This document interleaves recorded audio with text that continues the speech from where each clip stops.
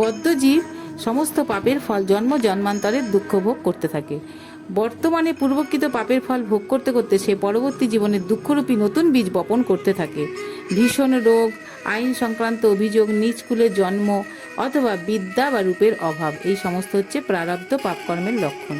পূর্বকৃত পাপের অনেক ফল আমরা বর্তমানে ভোগ করছি এবং বর্তমানে যে সমস্ত পাপ আমরা করছি তার ক্লেশ আমাদের ভবিষ্যতে ভোগ করতে হবে। কিন্তু আমরা যদি কৃষ্ণ ভাবনায় ভাবিত হই তাহলে এই সমস্ত পাপকর্মের ফল অবিলম্বে নিবারিত হতে পারে। তার প্রমাণস্বরূপ শ্রীল রূপ গোস্বামী শ্রীমদ্ ভাগবতের 11 স্কন্ধের 4 অধ্যায়ের 49 শ্লোকটি উদ্ধৃত করেছেন।